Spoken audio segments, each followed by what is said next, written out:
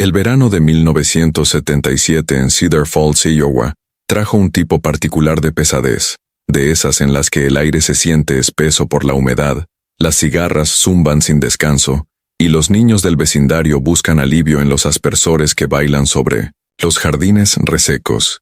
Era la época de los pantalones de campana y los peinados con plumas de la fiebre de Star Wars, arrasando en los cines abarrotados, y de Jimmy Carter, hablando de preocupaciones energéticas en los televisores de todo Estados Unidos. En Cedar Falls, un adormecido pueblo del medio oeste con poco más de 3,000 almas, la vida transcurría con el ritmo predecible de la América provinciana. La noche del 19 de julio de 1977, Donna Crowley, de 22 años, estacionó su Dodge Dart azul celeste en la entrada de grava de la modesta casa de 2 pisos que compartía con su hermana menor, Sarah, de 20. Las hermanas conocidas en Cedar Falls por su vínculo inseparable y su idéntico cabello castaño, se habían mudado juntas después de que sus padres se trasladaran a Arizona por la salud respiratoria de su padre. Donna, recepcionista en la clínica local, soñaba con convertirse en enfermera. Sarah cursaba la mitad de su carrera en educación en la Universidad Estatal, aspirando a enseñar en primaria. Ambas eran queridas en el pueblo, activas en la iglesia local y en eventos comunitarios. Las hermanas Crowley solían verse juntas en Mercer Park, en las tardes de verano, caminando mientras las radios de transistores dejaban escapar los acordes. The Dreams de Fleetwood Mac. Todos los viernes mantenían su ritual de ir a Dooney's Diner por flotadores de cereza y cola, una tradición desde la secundaria. Esa noche no habría sido diferente. Donna llamó a Sarah desde el teléfono público frente a Dooney's a las 6:15, confirmando sus planes de cenar en casa y luego ir juntas al concierto de folk en el parque. El teléfono de disco en la cocina sonó varias veces, según la vecina Edith Wan, que podía ver por la ventana. Desde su jardín, Sarah contestó, habló brevemente y colgó saludando con alegría a Edith antes de desaparecer de nuevo en la casa. Cuando Donna llegó a las 6:45, encontró la puerta principal entreabierta. La luz del porche estaba encendida, a pesar de la claridad que aún quedaba del día, un hábito de su madre que ninguna de las dos había abandonado. Dentro, la cocina mostraba señales de una cena interrumpida. Una lata de sopa de tomate Campbell estaba abierta junto a la estufa. Un pan de molde Wonder Bread con 2 rebanadas menos descansaba sobre la encimera junto a una barra de margarina. La radio en el mostrador sonaba con Sir Duke de Stevie Wonder. En una habitación vacía, las zapatillas blancas de lona de Sarah, las que usaba casi siempre, seguían junto a la puerta trasera, pero de ella no había rastro. Donna revisó cada habitación llamando a su hermana con creciente urgencia. La puerta del baño estaba abierta, las toallas colgadas en orden. El dormitorio de Sarah parecía intacto. La cama gemela con su colcha de margaritas aún hecha desde la mañana. Sobre la cómoda, una cámara Kodak reposaba junto a boletos para un próximo concierto de los Eagles en Des Moines, regalo de cumpleaños de Donna. Llevaban semanas planeando ese viaje de una noche. Lo único extraño era la puerta trasera. Estaba medio abierta, la puerta mosquitera cintraba moviéndose ligeramente con la brisa de la tarde. Más allá, el pequeño patio se extendía hasta un área boscosa que separaba la propiedad del patio de juegos de la escuela primaria. Donna se detuvo en el umbral, escaneando el jardín y la línea de árboles con un presentimiento de temor, mientras llamaba una y otra vez el nombre de su hermana. A las 7:30, Donna llamó a la policía desde el teléfono verde aguacate de la cocina. El oficial, Ray Bellows, llegó 15 minutos después en su patrulla, el ruido de su radio rompiendo el silencio tenso, mientras Donna permanecía en la mesa, las manos rodeando una taza de café ya frío. Los casos de personas desaparecidas requieren 24 horas, explicó el oficial Bellows, hojeando su libreta, mientras entrevistaba a Donna. Pero dado que las circunstancias son inusuales, podemos empezar a buscar de inmediato. La búsqueda de Sarah Crowley comenzó esa misma noche. Vecinos con linternas y buena voluntad recorrieron el bosque detrás de la casa gritando su nombre en la oscuridad creciente. La policía llevó pastores alemanes que olfatearon el cepillo de cabello de Sarah y siguieron su rastro hasta el borde del bosque, perdiéndolo cerca de Burton Avenue, una calle tranquila perpendicular a la propiedad de las Crowley. Por la mañana, la desaparición de Sarah dominaba las conversaciones en Dooney's Diner y en la farmacia de Crawford. donde los lugareños se reunían para tomar café y especular. Esas chicas nunca dieron un solo problema, dijo Gerald Crawford, vecino de toda la vida y dueño de la farmacia. Buena familia e iglesia todos los domingos. Esto no se parecía en nada a Sarah. Las primeras 48 horas revelaron inquietantes inconsistencias. El bolso de Sarah permanecía en la silla de su dormitorio, con su billetera que contenía $27, su licencia de conducir y un brillo labial Bonnie Bell. Su coche, un Volkswagen Beetle oxidado, seguía en la entrada. Nadie la había visto caminar por el pueblo. Una breve tormenta la noche de su desaparición había borrado cualquier posible huella en el patio trasero. El jefe de policía de Cedar Falls, William Morton, asignó a 2 detectives al caso.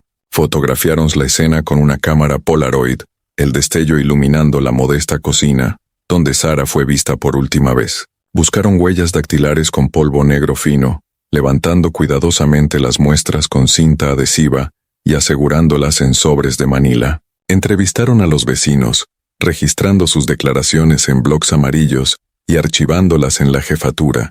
3 días después de iniciada la investigación, surgió la primera pista importante. La tarjeta de identificación de Sarah del colegio comunitario fue hallada por un niño que jugaba cerca de Willow Creek, un pequeño arroyo que atravesaba el parque de la ciudad, a casi 1 milla de la casa de las Crowley. La tarjeta laminada yacía en el barro, parcialmente oculta entre los juncos.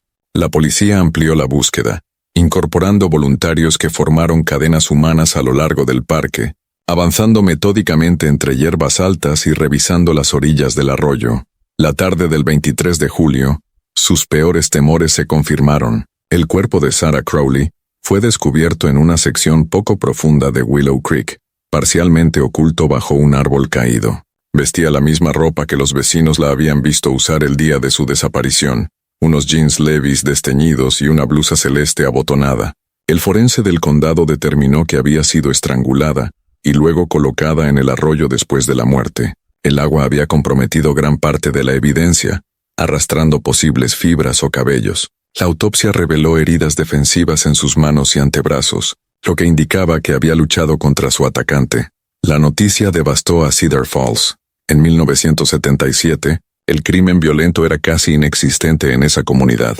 Los padres comenzaron a llevar a sus hijos a la escuela en auto. Las ventanas se revisaban 2 veces antes de dormir, y el ambiente veraniego y despreocupado se desvaneció en vigilancia y temor. El detective James Merritt, un oficial veterano con 15 años de experiencia, lideró la investigación. El departamento recopiló pruebas físicas, muestras de tierra de la orilla del arroyo, fibras de la ropa de Sarah y restos bajo sus uñas que sugerían que había arañado a su agresor. Esta evidencia fue cuidadosamente preservada en bolsas de papel, etiquetadas con marcador negro y almacenadas en la sala de pruebas del departamento. Las sospechas iniciales recayeron en varios hombres de la vida de Sarah. Su exnovio de la secundaria, ahora casado y trabajando en la ferretería de su padre, fue interrogado extensamente. Su coartada, viendo el partido de los Cincinnati Reds con su suegro, fue verificada por múltiples fuentes. Su profesor de psicología, con quien había tenido una disputa académica reciente por una nota, presentó entradas de cine y testigos que lo situaban a 80 kilómetros en Iowa City, la noche del asesinato. Con el paso de las semanas, la investigación se estancó. Las huellas recolectadas en la casa de las Crowley coincidían solo con las esperadas. Donna, Sarah y visitantes frecuentes. No se habían reportado vehículos sospechosos en el vecindario. El bosque detrás de la casa no revelaba evidencia de lucha o alteración. Los investigadores especularon que Sarah pudo haber conocido a su asesino, saliendo de la casa voluntariamente con alguien en quien confiaba, lo que explicaría la falta de entrada forzada o lucha dentro de la vivienda.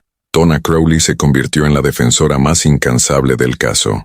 Proporcionó a los investigadores nombres de todas las personas en la vida de Sarah, incluso periféricas. Distribuyó volantes fotocopiados en la farmacia de Crawford, después del horario, mostrando el retrato de graduación de Sarah junto a los detalles del crimen. Apareció en noticieros locales, suplicando que cualquiera con información se presentara. Pero a medida que el verano dio paso al otoño y la renuncia de Nixon dominaba los titulares nacionales, el caso comenzó a recibir menos atención. Para el Día de Acción de Gracias de 1977, el detective Merritt fue reasignado a otros casos, Aunque continuó revisando el archivo Crowley, en los momentos tranquilos de la comisaría, las pruebas físicas recolectadas, la ropa de Sarah, los restos bajo sus uñas, las muestras de tierra, quedaron almacenadas en cajas de cartón en el sótano de la sala de evidencias del departamento, archivadas junto a casos de pequeños robos y vandalismo que solían definir la actividad delictiva de Cedar Falls. La investigación, que había comenzado con tanta intensidad, lentamente se convirtió en el caso sin resolver más notorio de Cedar Falls. El pueblo que alguna vez se sintió impenetrablemente seguro, ahora tenía una sombra sobre sí, una herida colectiva que se negaba a sanar. A través de los días de la música disco y en los años de Reagan, con la llegada de las primeras computadoras personales de IBM y de MTV, el misterio del asesinato de Sarah Crowley permanecía sin resolver. Su expediente acumulaba polvo en los archivos del Departamento de Policía de Cedar Falls. La cobertura de prensa anual en el aniversario de su muerte pasó de ocupar la primera plana, a ser una breve mención, hasta desaparecer por completo. Pero para Donna Crowley, el tiempo se detuvo aquella noche de julio de 1977. Tras el funeral, Donna no pudo soportar quedarse en la casa que había compartido con su hermana. Se mudó a un pequeño apartamento sobre Dooney's Diner, donde los dueños, que conocían a las hermanas desde la infancia, le ofrecieron un alquiler reducido y compañía. Sus planes de ir a la escuela de enfermería quedaron indefinidamente pospuestos, ya que el duelo se convirtió en su ocupación de tiempo completo. Cada mes hacía una peregrinación a la comisaría, sentándose frente a quien quisiera recibirla y preguntando siempre lo mismo. ¿Alguna novedad en el caso de Sarah? Las respuestas eran siempre las mismas. Todavía nada, señorita Crowley. No lo hemos olvidado.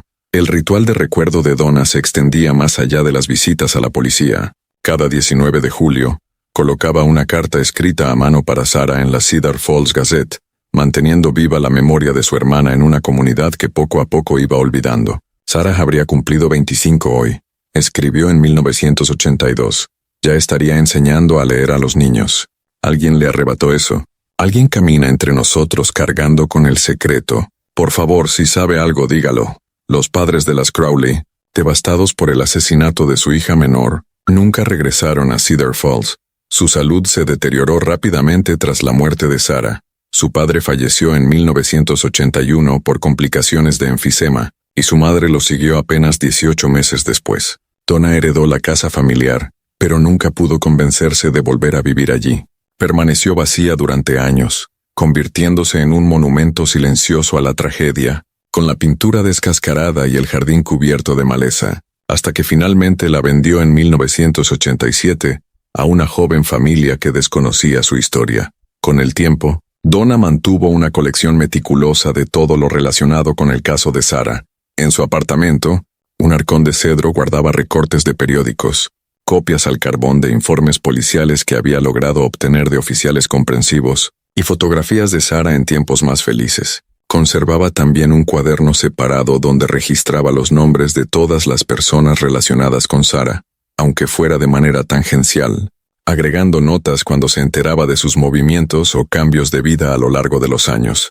El detective James Merritt, quien había prometido a Donna que nunca cerraría realmente el caso de Sarah, se jubiló en 1988. Antes de limpiar su escritorio, hizo copias de sus notas, creando un archivo duplicado que entregó a Donna. «Lamento no haber podido resolver esto para usted», le dijo tomando café en Dooney's, «pero alguien lo hará. La evidencia no caduca. La verdad tiene paciencia. Las pruebas físicas del caso de Sarah, su ropa, las muestras de tierra, los restos bajo las uñas, permanecían almacenadas en el sótano del departamento, pasando de cajas de cartón a contenedores plásticos más seguros cuando el departamento modernizó su sala de evidencias a inicios de los años 90. Los objetos eran revisados ocasionalmente cuando nuevos oficiales se incorporaban, como parte de su formación en la historia criminal local, pero no surgieron pistas nuevas. Mientras la tecnología evolucionaba en los años 80 y 90, de los videograbadores a los discos compactos, de las contestadoras a los primeros celulares, también avanzaban las herramientas para resolver el asesinato de Sarah, pero departamentos policiales pequeños como el de Cedar Falls adoptaban estas tecnologías lentamente. No informatizaron sus registros hasta 1994. y aun entonces los casos fríos no tuvieron prioridad en la digitalización. Donna observaba estos cambios con creciente frustración. Cada avance tecnológico que leía en las revistas o veía en las noticias, análisis de ADN, cotejo informatizado de huellas, representaba posibilidades para el caso de Sarah que seguían fuera de su alcance debido a limitaciones presupuestarias o de prioridades internas. En 1997, en el 20º aniversario de la muerte de Sarah, Donna organizó un servicio conmemorativo en el centro comunitario. Para su sorpresa, asistieron más de 100 personas, incluido el ya retirado detective Merritt y varios oficiales en servicio. El periódico local cubrió el evento, publicando un reportaje con el retrato de graduación de Sarah y detalles del caso sin resolver. Esa atención renovada trajo consigo a 2 testigos que nunca habían hablado con la policía, excompañeros de secundaria que recordaban haber visto una furgoneta de color claro estacionada cerca del bosque detrás de la casa de las Crowley la semana previa a la desaparición de Sarah. Aunque esta información llegó demasiado tarde para rastrear el vehículo, representó la primera pista nueva en años. El cambio de milenio trajo desarrollos más prometedores. El Departamento de Policía de Cedar Falls, con fondos de una subvención federal, comenzó a digitalizar los archivos de casos sin resolver. El caso de Sarah Crowley, siendo el asesinato no resuelto más notorio del pueblo, fue de los primeros seleccionados. El proceso reveló fotografías de la escena del crimen que habían sido archivadas incorrectamente años atrás, incluidas imágenes de huellas cerca de Willow Creek que no habían sido analizadas a fondo en ese momento. En 2002, Donna, ya cercana a los 50 años, usó sus ahorros para establecer una modesta beca en nombre de Sarah en el colegio comunitario local para futuros maestros. Cada año, en la ceremonia de premiación, hablaba brevemente sobre su hermana, asegurándose de que una nueva generación comprendiera la pérdida sufrida por la comunidad. A través de estos discursos, Donna mantenía viva no solo la memoria de Sarah, sino también la posibilidad de que alguien aún se presentara con información. El avance más significativo llegó en 2008, cuando el Departamento de Policía de Cedar Falls contrató a su primera especialista forense, con experiencia en casos sin resolver. La detective Laura Hayes, quien había trabajado en departamentos más grandes en Chicago y Milwaukee, se propuso revisar los asesinatos no resueltos del pueblo. El caso de Sarah Crowley captó de inmediato su atención. Este es exactamente el tipo de caso para el que fueron creadas las técnicas forenses modernas, explicó Hayes al jefe de policía, Michael Dawson. Tenemos evidencia preservada, declaraciones detalladas de testigos y un área geográfica relativamente acotada. Además, contamos con la hermana de la víctima viviendo aún en el lugar, preservando activamente la memoria del caso. Hayes comenzó reuniéndose con Donna, ahora en sus 50 años, con las mismas canas plateadas que Sarah nunca llegaría a mostrar. Extendieron la colección de Donna sobre la mesa de la cocina, recortes de periódicos amarillentos, las copias duplicadas del expediente entregadas por el detective Merritt, fotografías organizadas cronológicamente en álbumes. He estado esperando a alguien como usted, dijo Donna a Hayes con voz firme tras décadas de duelo. Alguien que crea que esto aún puede resolverse. La detective Hayes solicitó que se recuperara la evidencia física original del almacenamiento. En el sótano del departamento encontró los contenedores plásticos cuidadosamente etiquetados, con los números de evidencia correspondientes al caso de Sarah. Dentro había bolsas de papel con la ropa de Sarah, los restos bajo sus uñas y las muestras de tierra. Sorprendentemente, la evidencia había sido preservada correctamente a pesar del paso de 31 años. Hayes organizó el envío de estos materiales al Laboratorio Criminalístico Estatal, que ahora contaba con capacidades inimaginables en 1977. Los técnicos examinaron cuidadosamente la blusa azul de Sarah, ya descolorida hasta un pálido fantasma de su tono original. Usando microscopía avanzada y análisis químico, identificaron fibras que no pertenecían a la prenda, hilos sintéticos consistentes con tapicería de automóviles de finales de los años 70, específicamente un tipo usado en vehículos Chevrolet. Las muestras de tierra, que antes se consideraban sin importancia, revelaron ahora microscópicas partículas de pintura al ser examinadas con microscopía electrónica. Los fragmentos coincidían con un tono específico de pintura blanca, utilizada en furgonetas Chevrolet entre 1975 y 1977. lo que corroboraba las declaraciones tardías de testigos sobre una furgoneta clara, cerca de la propiedad de las Crowley. Lo más significativo fueron los restos bajo las uñas, preservados en un pequeño sobre de papel durante 3 décadas, que contenían material celular. Usando técnicas desarrolladas mucho después del asesinato de Sarah, los técnicos lograron extraer y analizar ADN de células cutáneas que Sarah había recogido al luchar contra su atacante. La muestra estaba incompleta y degradada por el tiempo, pero era suficiente para crear un perfil de ADN que podía compararse con sospechosos. La pregunta ahora era, ¿a quién analizar? Muchos de los sospechosos originales se habían mudado o habían fallecido. La detective Hayes, trabajando con Donna, elaboró una lista exhaustiva de los hombres vinculados con la vida de Sarah en 1977. Antiguos compañeros, vecinos, conocidos casuales, cualquiera que hubiera tenido oportunidad. Hayes inició el minucioso proceso de localizarlos, ahora dispersos por todo el país, solicitando muestras de ADN voluntarias para descartarlos. Un nombre en la lista resultó particularmente difícil de ubicar: Thomas Wan, hijo de la antigua vecina de los Crowley, Edith Wan. Tom tenía 25 años en 1977 y vivía con su madre tras un divorcio. Trabajaba como mecánico en el concesionario Chevrolet local. Según las notas de Donna, Tom siempre había sido educado pero reservado, ayudando ocasionalmente a las hermanas con problemas de coche o reparaciones domésticas. Había sido entrevistado brevemente durante la investigación original, pero rápidamente descartado como sospechoso cuando su madre le proporcionó una coartada, afirmando que estaba en casa con ella la noche de la desaparición de Sarah. Hayes descubrió que Tom Wan había dejado Cedar Falls en 1979, supuestamente mudándose a California. Los registros mostraban que había vivido en varios estados del oeste durante las décadas siguientes, sin permanecer más de 5 o 6 años en un mismo lugar. Su historial laboral mostraba que continuó trabajando como mecánico, principalmente en concesionarios de Chevrolet. Su paradero actual era desconocido. Mientras buscaba a Wan, Hayes reexaminó la declaración original de Edith Wan de 1977. La anciana había sido considerada una testigo confiable, ya que desde la ventana de su cocina tenía una vista clara de la casa de los Crowley. Informó haber visto a Sarah contestar el teléfono alrededor de las 6:15 y luego volver al interior. No mencionó nada sobre el paradero de su hijo esa noche. Únicamente declaró más tarde, cuando se le preguntó directamente, que había estado en casa con ella. Cuando Hayes localizó el certificado de defunción de Edith Wan de 1990, también encontró el testamento de la mujer, archivado en los registros del condado. El documento incluía una dirección actual de Thomas Wan, entonces viviendo en Tucson, Arizona, pero búsquedas posteriores demostraron que se había mudado nuevamente, sin dejar dirección de reenvío.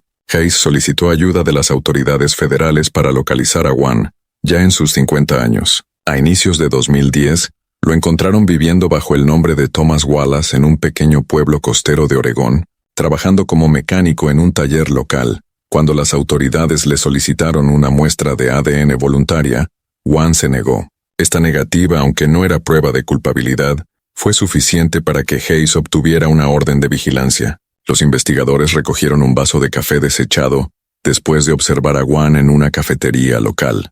El ADN extraído de esa muestra fue enviado al laboratorio para compararlo con el perfil obtenido de los restos bajo las uñas de Sarah.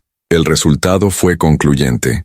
El ADN de Thomas Wan coincidía con el perfil hallado bajo las uñas de Sarah. Con estas pruebas, Hayes obtuvo una orden de arresto. El 12 de marzo de 2010, 33 años después del asesinato de Sarah Crowley, Thomas Wan fue detenido.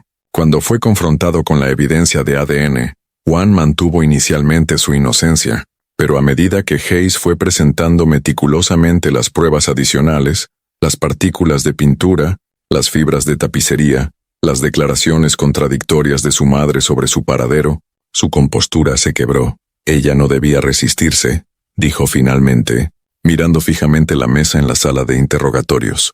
Solo quería hablar con ella. La confesión que siguió reveló una narrativa tan simple como devastadora en su banalidad. Juan había desarrollado una obsesión con Sarah, observándola desde la casa de su madre, fantaseando con una relación. El 19 de julio de 1977, sabiendo que Donna llegaría tarde, cruzó el bosque trasero y llamó a la puerta de los Crowley. «Sarah», Al reconocer a su vecino, lo dejó entrar sin dudar cuando él afirmó tener problemas con el coche y necesitar usar el teléfono. Dentro, Juan intentó expresar sus sentimientos hacia Sara. Cuando ella lo rechazó amablemente y le sugirió marcharse antes de que llegara Donna, algo en él se quebró. El rechazo desencadenó una respuesta violenta. La atacó en la cocina, estrangulándola mientras ella se defendía, sus uñas arañando sus brazos y rostro. Al darse cuenta de lo que había hecho, cargó su cuerpo a través del bosque hasta su furgoneta estacionada en Burton Avenue y luego condujo hasta Willow Creek, donde se deshizo del cadáver bajo la tormenta que se avecinaba. Su madre, al sospechar lo que su hijo había hecho al ver los arañazos en su rostro y brazos a la mañana siguiente, le proporcionó la falsa coartada. Mantuvo esta mentira hasta su muerte, protegiendo a su único hijo, incluso mientras la familia Crowley era devastada por el dolor. Juan huyó 2 años después, no acosado por la conciencia, sino por el miedo a ser descubierto, especialmente tras enterarse de que la evidencia había sido preservada. En un fresco día otoñal de 2011, Thomas Juan fue llevado a juicio por el asesinato de Sarah Crowley en el tribunal de Cedar Falls. La sala estaba llena de miembros de la comunidad, muchos demasiado jóvenes para recordar el crimen original, pero atraídos por el peso de la historia en la memoria del pueblo. Donna Crowley se sentaba en primera fila cada día, con una fotografía de Sarah enmarcada en plata apretada entre sus manos. La fiscalía presentó la evidencia de ADN, las fibras, las partículas de pintura, la ciencia que no existía cuando Sarah murió. Ahora, hablando en su nombre, mostraron al jurado fotografías de la casa de los Crowley en 1977, el sendero boscoso que conducía a Burton Avenue, donde Juan había estacionado su furgoneta, y la parte poco profunda de Willow Creek, donde fue hallado el cuerpo de Sarah. Antiguos vecinos testificaron sobre las hermanas Crowley, sobre Thomas y Edith Juan, reconstruyendo la comunidad tal como existía décadas atrás. La detective Hayes testificó sobre la investigación del caso sin resolver, explicando cómo las técnicas forenses modernas habían revelado lo que era invisible para los investigadores en 1977. El detective retirado Merritt, ya en sus 80 años, testificó sobre la investigación original, con la voz entrecortada mientras expresaba su pesar por no haber resuelto el caso mientras Edith Juan aún vivía para ser responsabilizada por su engaño. Thomas Juan, con el cabello ya canoso y las manos de mecánico manchadas por la edad, permaneció impasible durante la mayor parte del juicio. Se declaró inocente a pesar de su confesión, la cual su abogado intentó hacer inadmisible. Cuando finalmente subió al estrado en su propia defensa, su relato contradijo su confesión anterior. Alegó que Sarah lo había invitado a su casa, que habían discutido por sus avances románticos, y que su muerte fue un accidente durante una pelea. El jurado deliberó solo 4 horas antes de emitir su veredicto, culpable de asesinato en primer grado. El juez sentenció a Juan a cadena perpetua sin posibilidad de libertad condicional. Mientras era escoltado fuera de la sala del tribunal, Juan finalmente miró a Donna Crowley, sus ojos cruzándose brevemente antes de ser llevado. Para Donna, el veredicto trajo una emoción compleja que no podía llamarse simplemente cierre. La justicia no resucita a los muertos, dijo a los periodistas reunidos fuera del tribunal, pero significa que ahora la historia de Sarah tiene un final. Ella luchó contra su asesino con todo lo que tenía, y 33 años después, la evidencia que recogió en su propio cuerpo finalmente habló por ella. El caso transformó la manera en que el Departamento de Policía de Cedar Falls manejaba la preservación de evidencia y los casos sin resolver. El departamento estableció protocolos que aseguraban que la evidencia física sería mantenida indefinidamente, reconociendo que los avances científicos algún día podrían convertir lo irresoluble en resoluble. Crearon una unidad dedicada a casos fríos, con la detective Hayes al frente, para revisar los crímenes sin resolver con nuevas perspectivas y técnicas modernas. La historia de Sarah se convirtió en más que una tragedia. Se transformó en un testimonio de persistencia y de la evolución de la justicia. El colegio comunitario amplió la beca en su nombre, cubriendo ahora una matrícula completa para un futuro maestro cada año. La escuela primaria donde Sarah había soñado enseñar un día, dedicó en 2012 su nueva biblioteca a su memoria, llenándola de libros sobre ciencia y justicia, junto a la literatura infantil que tanto había amado. Para los residentes mayores de Cedar Falls que recordaban el verano de 1977, La resolución trajo una emoción especial. El mundo había cambiado a su alrededor, de los casetes de 8 pistas al streaming digital, de las máquinas de escribir a los teléfonos inteligentes, mientras que aquella herida en su comunidad permanecía abierta, sin sanar. Ahora, tecnologías inimaginables cuando Sarah murió finalmente habían revelado la verdad. Donna Crowley, con más de 60 años cuando el caso fue resuelto, encontró un nuevo propósito al convertirse en defensora de las investigaciones de casos fríos a nivel nacional. Se convirtió en una conferencista muy solicitada en congresos de fuerzas del orden, compartiendo la historia de Sarah y enfatizando la importancia de la preservación de la evidencia. La ciencia evoluciona, pero la verdad permanece constante se convirtió en su lema. Los callejones sin salida de hoy pueden ser las autopistas hacia la justicia de mañana. La casa donde las hermanas Crowley habían vivido fue reconstruida tras un incendio en los primeros años de 2000. Los nuevos dueños desconocían la historia de la propiedad hasta que el arresto de Juan salió en los titulares. El bosque detrás de la vivienda había sido despejado y convertido en un sendero peatonal que conecta el vecindario con la escuela primaria. Willow Creek todavía atraviesa el parque del pueblo, aunque sus orillas han sido ajardinadas e iluminadas para mayor seguridad. En el 40 aniversario de la muerte de Sarah, en 2017, la comunidad se reunió en su banco conmemorativo en el parque. Donna, con el cabello ya completamente plateado, se dirigió a la multitud, que incluía tanto a quienes recordaban personalmente a Sarah como a generaciones más jóvenes, que la conocían solo como una historia. La detective Hayes estaba cerca, ahora como jefa de detectives del departamento. Oficiales retirados, incluidos algunos de la investigación original, asistieron con uniforme. Sarah tenía 20 años cuando el tiempo se detuvo para ella, dijo Donna, su voz firme a pesar de las décadas de dolor. Nunca conoció las computadoras personales ni los teléfonos móviles. Nunca supo sobre el ADN ni escuchó el término caso frío. Nunca supo cuán importantes serían sus últimos momentos de lucha, cómo la evidencia que recogió bajo sus uñas un día identificaría a su asesino. Sarah no podía imaginar la ciencia que algún día hablaría por ella, pero aún así luchó. Nos dejó la verdad preservada en células microscópicas, esperando a que la ciencia alcanzara su valentía. Al caer el crepúsculo sobre Cedar Falls esa tarde, la comunidad encendió velas junto al banco de Sarah. Las llamas se reflejaban en Willow Creek, el caso que alguna vez definió a su pueblo como un lugar donde un asesino caminaba libre ahora simbolizaba algo diferente. La resistencia de la verdad, la evolución de la justicia y el poder del recuerdo. En Cedar Falls, Iowa, un pueblo que había cambiado de innumerables maneras desde 1977, finalmente habían aprendido la lección que Sarah Crowley les dejó, que algunas verdades esperan pacientemente en la oscuridad, preservadas en cajas de evidencia y en la memoria familiar, hasta que la ciencia y la determinación las sacan a la luz.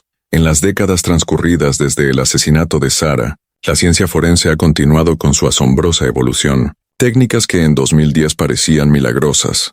La capacidad de extraer ADN de pruebas con décadas de antigüedad, identificar materiales microscópicos y reconstruir eventos mediante la evidencia física, se han perfeccionado aún más. Los casos fríos, antes considerados irresolubles, se reabren y resuelven con creciente frecuencia, dando voz a víctimas silenciadas durante mucho tiempo.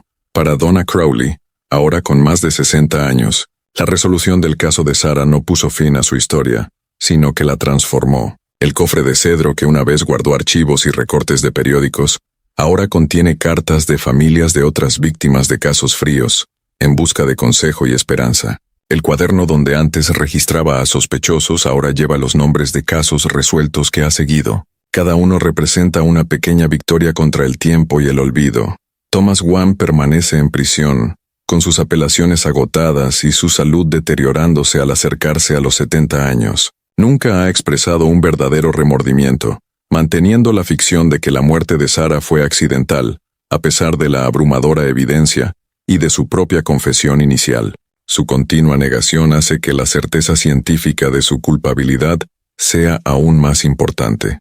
Una justicia basada no en testimonios humanos cambiantes, sino en pruebas físicas inmutables preservadas a lo largo de décadas. Cedar Falls ha evolucionado con el tiempo.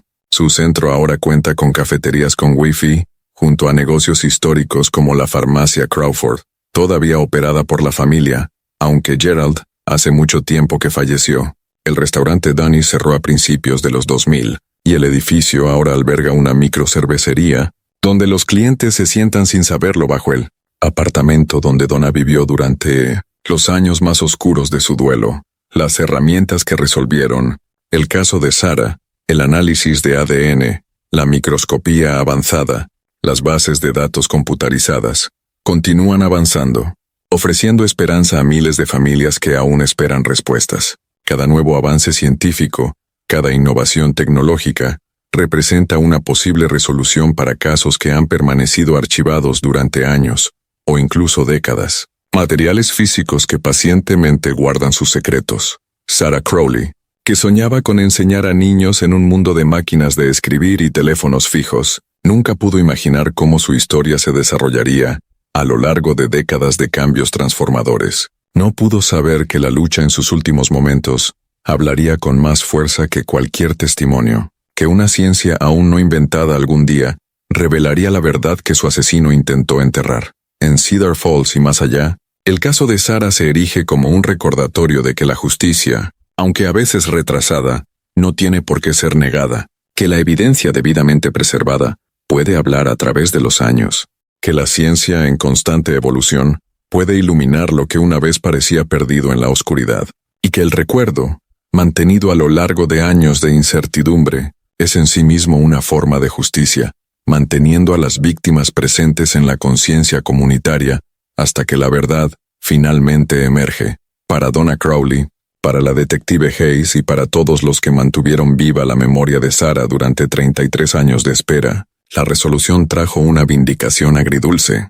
La ciencia que no existía cuando Sarah vivía y murió finalmente, le dio voz, permitiéndole identificar a su asesino más allá del tiempo mismo. En ese logro, yace tanto el cierre de la tragedia de una familia, como la esperanza para innumerables familias que aún esperan. Sus seres queridos, guardados en cajas de evidencia en archivos de sótanos, contienen verdades microscópicas que aún podrían salir a la luz.